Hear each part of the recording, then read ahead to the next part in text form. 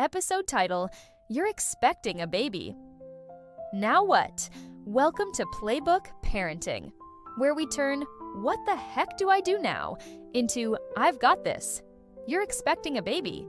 Cue the happy tears, the panic shopping, and the sudden urge to read every parenting book ever written. Let's slow it down. Here's what to expect, what to buy, what to avoid, and how to take care of you. What to expect, besides cravings and mood swings. Pregnancy is a roller coaster, emotional, physical, and hormonal. Here's what's normal, even if it feels wild. Morning sickness, which can strike morning, noon, or night. The science behind morning sickness is finally getting clearer thanks to recent breakthroughs. Morning sickness refers to nausea and vomiting during pregnancy, typically in the first trimester. Despite the name, it can strike at any time of day. Around 70–80% of pregnant women experience it, and for about 2%, it becomes severe enough to require medical care, a condition called hyperemesis gravidarum. Recent research has pinpointed a key culprit, a hormone called GDF-15, growth differentiation factor 15. Here's how it works. Produced by the fetus, GDF-15 is made by the fetal part of the placenta. As the placenta grows, GDF-15 levels rise dramatically in the mother's bloodstream. Triggers nausea.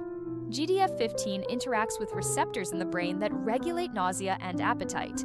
The more sensitive a woman is to this hormone, especially if she hasn't been exposed to it before pregnancy, the more intense her symptoms may be. Individual sensitivity matters. Women who naturally have lower levels of GDF-15 before pregnancy tend to experience more severe morning sickness when exposed to high levels during pregnancy. Other contributing factors. While GDF-15 is a major player, other factors may also contribute. Hormonal surges, especially HCG, human chorionic gonadotropin, and estrogen, which spike early in pregnancy. Blood sugar fluctuations, stress, fatigue, and sensory triggers, like smells or motion. Why does it exist? Some evolutionary biologists believe morning sickness may serve a protective role, helping pregnant women avoid potentially harmful foods during early fetal development. But that's still a theory, not a proven fact. Mood swings. Crying because your toast is too crispy?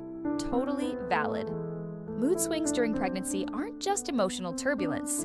They're deeply rooted in biology, brain chemistry, and life transitions. Let's break it down scientifically. The hormonal symphony.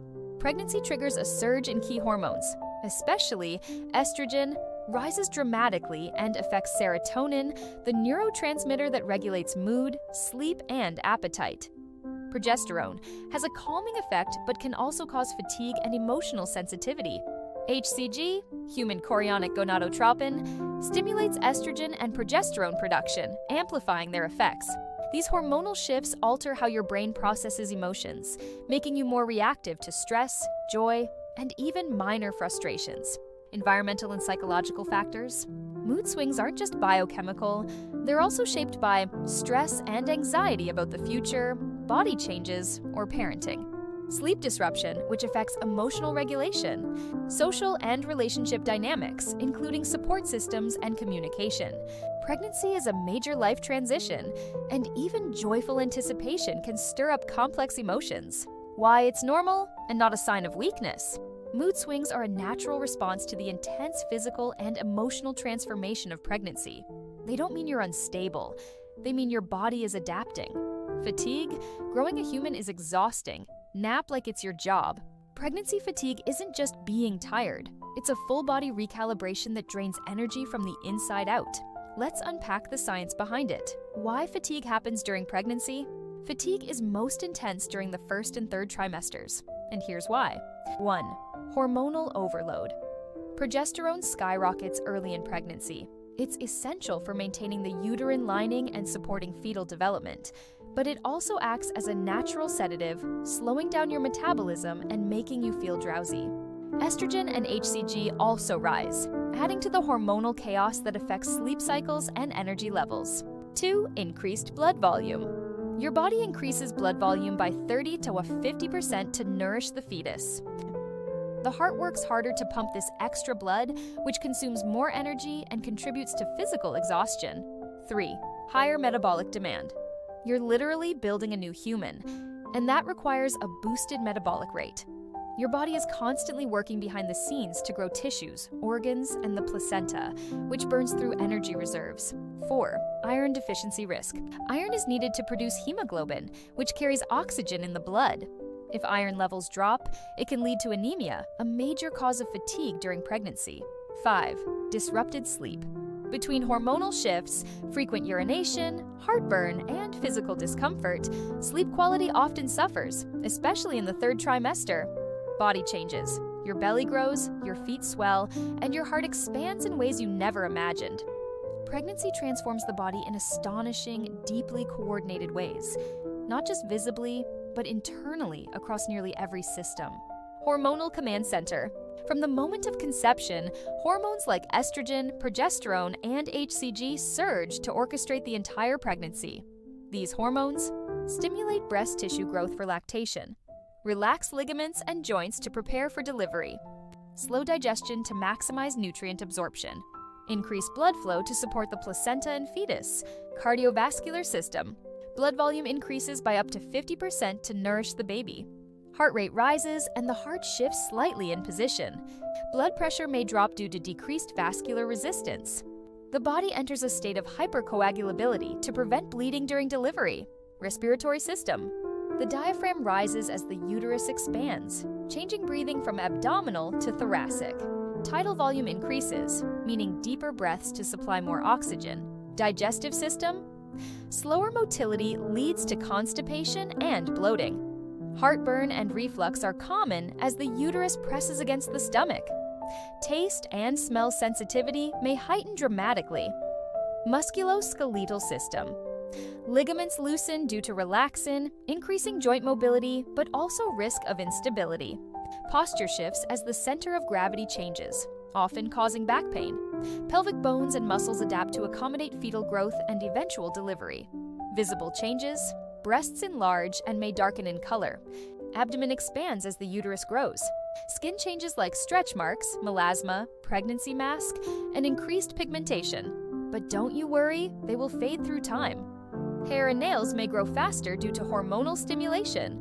These changes aren't just physical, they're deeply emotional too. Appointments, prenatal visits, ultrasounds, and maybe a birth plan discussion.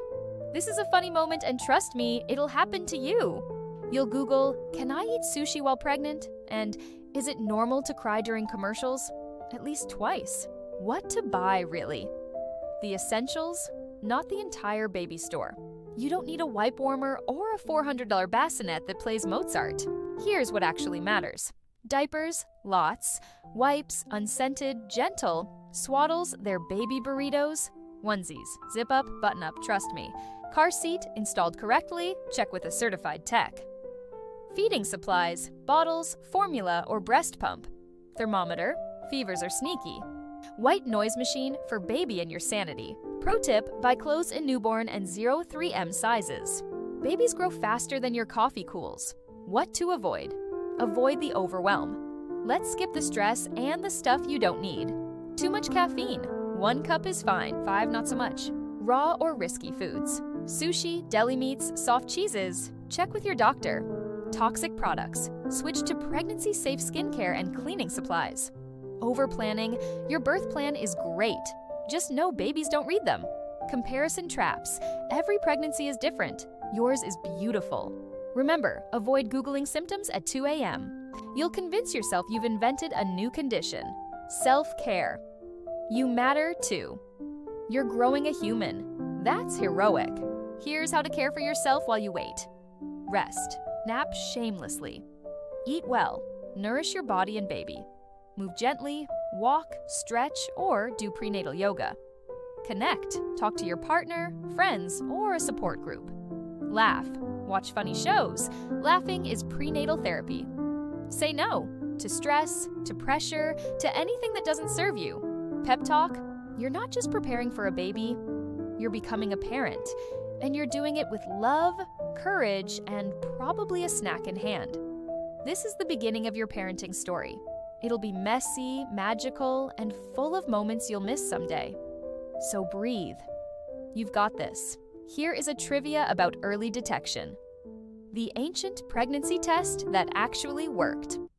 Long before pee sticks and digital screens, ancient Egyptians had their own way of confirming pregnancy, and it involved seeds. Here's how it worked. A woman would urinate on barley and wheat seeds over several days. If the seeds sprouted, congratulations, she was believed to be pregnant. Sounds wild, right? But get this, modern science tested the method and found it to be about 70% accurate. That's better than some early 20th century tests. It's a reminder that even thousands of years ago, people were finding creative ways to understand the body. And sometimes they were surprisingly spot on. If you love this little time-traveling trivia, hit that like button and subscribe for more parenting science, stories, and sanity. And hey, what's the weirdest pregnancy myth you've heard? Drop it in the comments. We might just feature it next.